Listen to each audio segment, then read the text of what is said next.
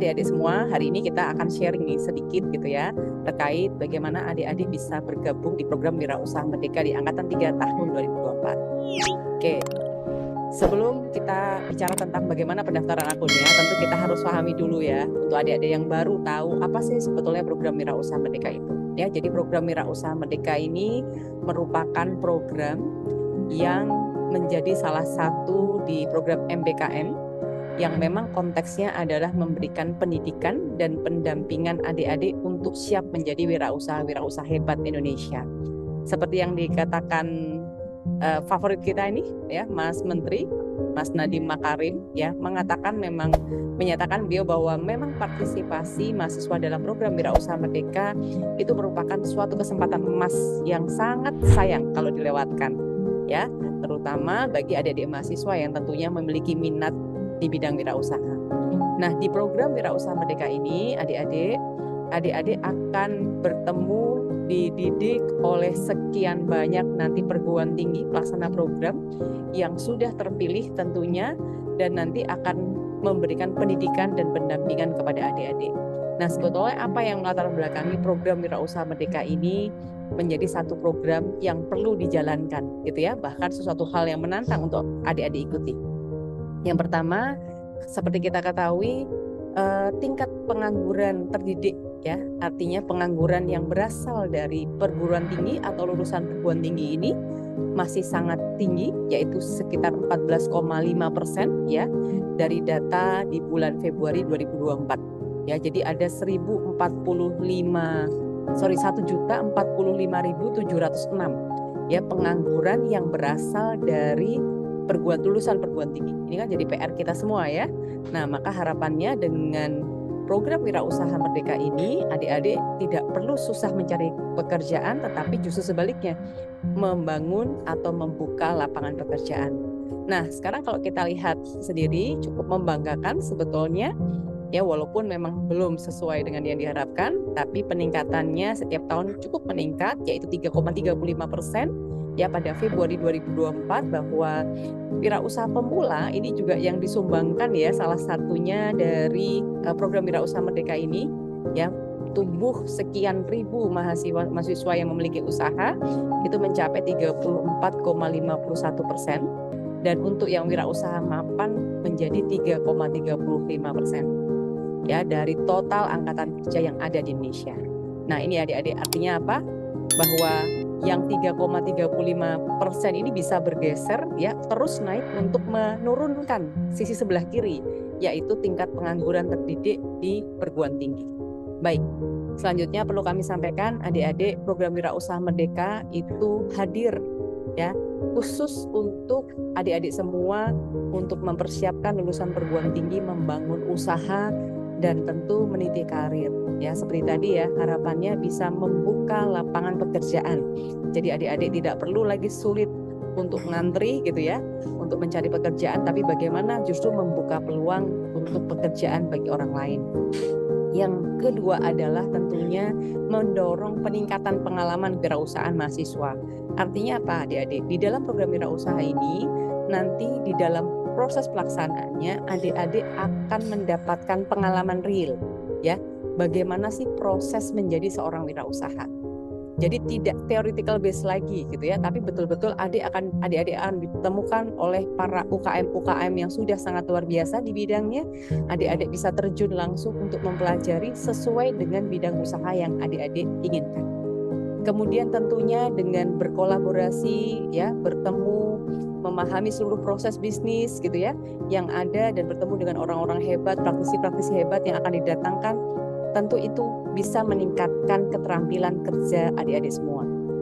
Dan harapannya tidak hanya konteks skill saja yang dimiliki, tapi pola pikir ya itu juga perlu ya kita tingkatkan, dan harapannya dari hulu ke hilir nih, mempersiapkan mindsetnya, mempersiapkan skillnya, dan juga membekali dengan pengalaman yang ada.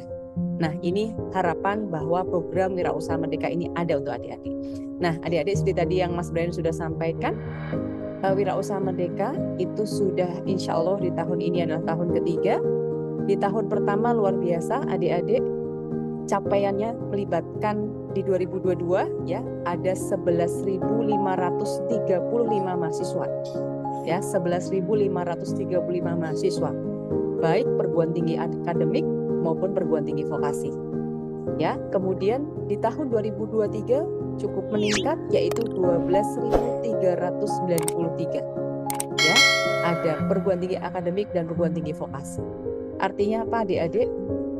Sudah hampir sekitar berapa nih berarti 14 ribuan ya adik-adik yang sudah terlibat di dalam program Wirausaha Merdeka ini. Kenapa sebegitu banyak gitu ya? Karena memang program ini memberikan satu nilai tambah kompetensi dan juga skill berwirausaha adik-adik. Nah, di tahun 2022 kita melibatkan 17 perguruan tinggi pelaksana program. Ya, dan di tahun 2023 kita melibatkan 34 perguruan tinggi pelaksana program. Harapannya di tahun ini ya nanti karena masih rahasia nih gitu ya 2024 ini akan melibatkan lebih banyak perguruan tinggi lagi. Nah, adik-adik perlu kami sampaikan dari perguruan tinggi yang terpilih ini ya ini adalah perguruan tinggi yang sudah melalui proses penilaian yang cukup ketat ya. Menilai sekian ratus perguruan tinggi yang ada di seluruh Indonesia gitu ya untuk mengikuti sebagai perguruan tinggi pelaksana program. Artinya perguruan tinggi yang terpilih adalah perguruan tinggi yang betul-betul memiliki kualitas di dalam pelaksanaan program Wirausaha Merdeka ini. Sehingga pada saat adik-adik nanti hadir berkolaborasi bersama dengan perguruan tinggi ini, adik-adik betul-betul akan mendapatkan pengalaman ya dan peningkatan skill di bidang wirausaha. Baik. Nah, adik-adik, apa sih syaratnya? Siapa saja yang bisa mendaftar di program ini? Ya, ini menjadi penting tentunya. Yang pertama adalah mahasiswa aktif pada jenjang D2 sampai dengan D4 ya. Dan S1 di mana minimal semester 3 ya adik-adik ya. Jadi minimal semester 3. Kemudian tentu nanti akan ada rekognisi SKS ya dari adik-adik mengikuti program ini nanti akan ada program rekognisi SKS dan bahkan tidak menutup kemungkinan untuk bisa diikuti oleh mahasiswa S2 dan S3. Tetapi memang S2 dan S3 tidak perlu ada pembatasan semester dan tidak ada rekognisi SKS. Tapi memang kalau minatnya di sana gitu ya sambil kuliah sambil mengikuti program ini tetap diperbolehkan. Kemudian harapannya adalah adik-adik tidak sedang menyusun skripsi dan tugas akhir gitu ya. Karena apa? Program ini benar-benar full adik-adik ya. Dari proses di awal adik-adik dibentuk mindsetnya sampai dengan bagaimana adik-adik bisa memvalidasi ya produknya ke market dan kepada customer. Nah, itu membutuhkan waktu yang sangat luar biasa intens ya sehingga diharapkan adik-adik yang ikut ini tidak dalam proses sedang menyusun tugas akhir. Nah, yang membedakan di tahun ini adik-adik dengan tahun sebelumnya, mahasiswa di program D2 sampai dengan D4 itu hanya dapat mendaftar di perguruan tinggi vokasi. Kemudian mahasiswa S1 ya sarjana sampai dengan S3 itu hanya bisa mendaftar di perguruan tinggi akademik. Ya, kenapa? Karena standarisasi KNI-nya beda ya. Nah, otomatis nanti diharapkan dengan adik-adik di strata D2 sampai D4 ya itu bisa mendaftar langsung ke perguruan tinggi vokasi yang nanti menjadi perguruan tinggi pelaksana. Kemudian adik-adik yang di sarjana ya atau pasca sarjana bisa mendaftar di perguruan tinggi akademik. Oke. Nah, pertanyaannya kalau saya berasal dari perguruan tinggi akademik ya, tetapi saya D3 bagaimana? Silahkan adik-adik mendaftar di perguruan tinggi vokasi ya. Oke. Kemudian berikutnya tentunya supaya seluruh proses program ini adik-adik bisa ikuti dengan lancar, adik-adik harus mendapatkan surat rekomendasi dari ketua program studi atau pimpinan perguruan tinggi yang mengizinkan adik-adik untuk mengikuti program ini. Artinya supaya nanti proses rekognisi atau konversi SKS tidak mempersulit adik-adik gitu ya. Memang kegiatan ini istilahnya memang betul-betul diizinkan gitu ya oleh program studi di tempat adik-adik menempuh kuliahnya. Kemudian yang dipastikan adalah adik-adik program ini seperti tadi saya sampaikan itu merupakan satu program satu kesatuan ya satu semester ini. Jadi memang adik-adik yang akan ikut program ini tidak bisa nih, oh saya hanya mau di tahapan 1 saja deh, di tahapan 2 atau 3 saya nggak ikut gitu, itu tidak bisa. Jadi adik-adik memang harus mengikuti seluruh tahapan. Walaupun misalkan adik-adik saya udah punya basic skill atau basic ilmu yang sangat bagus nih, sehingga saya nggak perlu ikut tahapan 1, saya mau ikut langsung tahapan akhir aja.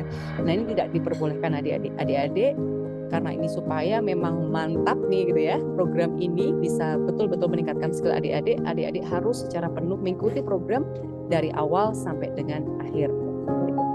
Oke, mungkin itu syaratnya. Kemudian berikutnya juga diharapkan adik-adik tidak mengambil mata kuliah yang di perguruan tinggi yang dengan jumlah yang banyak gitu ya, karena harapannya bisa dikonversi setara ke SKS.